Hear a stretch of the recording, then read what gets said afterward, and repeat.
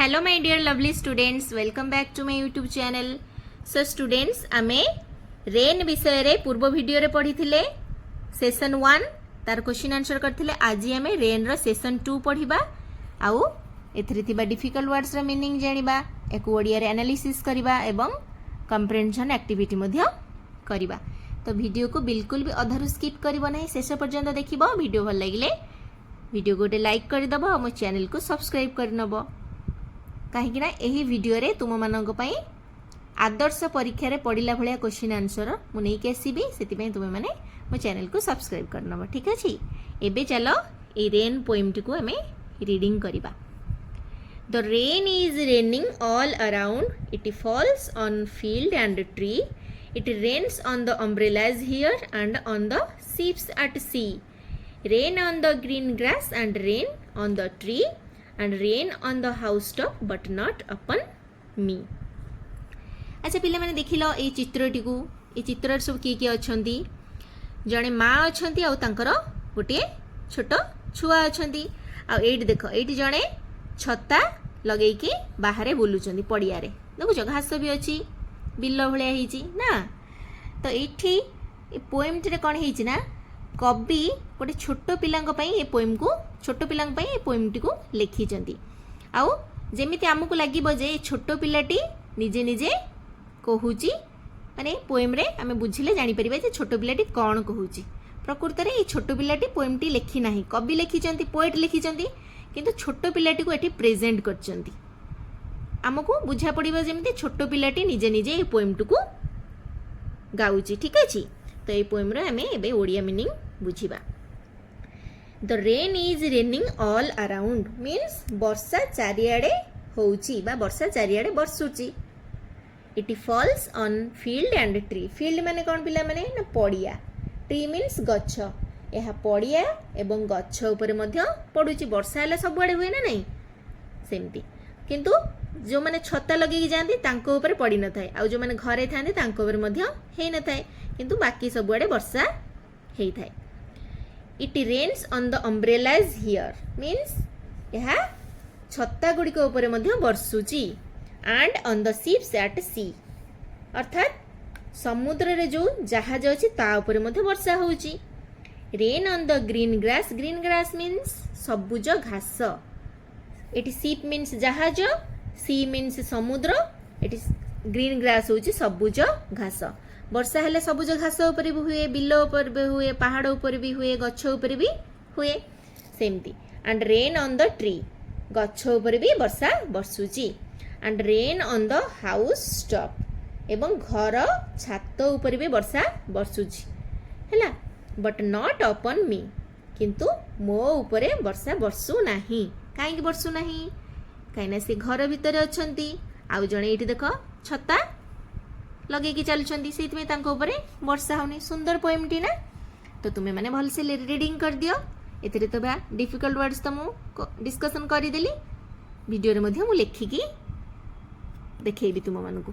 आ सेतरे थिबा difficult words रा synonym मध्ये. ठीक अछि. तापर हमें क्वेश्चन आंसर बा कंप्रिहेंशन एक्टिविटी डिस्कशन करिबा. तो एठी देखो पिला माने session 3 post reading. Post reading means पढ़िबा परे थिला. आमे पढुतले प्री रीडिंग, प्री रीडिंग माने पढ़िबा पूर्वरु, एठी अछि पोस्ट रीडिंग माने पढ़िबा परे. तापर देखो लिखाई छी VMDT, visual memory development technique means दृश्य स्मृति विकास. ए जो पोएम टी को पढ़िले एवं बुझिले, ए पोएम टी को आमे मने मने पिक्चराइजेशन करिबा, मनरे तार दृश्य स्मृति विकास करेबा, जा द्वारा कि हमको इजी होबो पोएम टी को बुझिबा पई. तापरे आमे कोन करिबा ना कंप्रिहेंशन एक्टिविटी करिबा. अच्छा स्टांजा कहिले पिला माने कोन बुझिलो कहिलो. होल पोएम मीन्स समग्र पोएम, पूरा पोएम संपूर्ण पोएम. स्टांजा मीन्स के कहि परिबो, स्टांजा होची पद. तो आमे प्रोज पढ़िला बेले सेतरे पैराग्राफ थाए, अनुच्छेद थाए, गोटे पैराग्राफ पर आ गोटे पैराग्राफ आसे, किंतु पोएम रे स्टांजाज थाए. स्टांजा मीन्स कोन पद, गोटे पद सरला आ गोटे पद आरंभ हैला. पार्ट मीन्स भाग हैला. एबे आमे कंप्रिहेंशन एक्टिविटी करिबा. प्रथमे देखो एठी अछि एमसीक्यू. एमसीक्यू माने कोन कहिलो पिला माने, एमसीक्यू माने विकल्प चयनमूलक प्रश्न. माने आमको प्रश्न दिखाई चारिटा विकल्प थिबो ऑप्शंस थिबो आमे से ऑप्शन रु सठिक उत्तर को बाछिकी एठी लिखिबा सेटा कहते एमसीक्यू तुमर आदर्श एंट्रेंस एग्जाम रे मते ए टाइप रे क्वेश्चन सब आसीबो एमसीक्यू वाला माने प्रश्न गोटे थिबो तार चारिटा ऑप्शंस थिबो ता भीतर सठिक उत्तर को बाछिकी तुमे लिखिबो।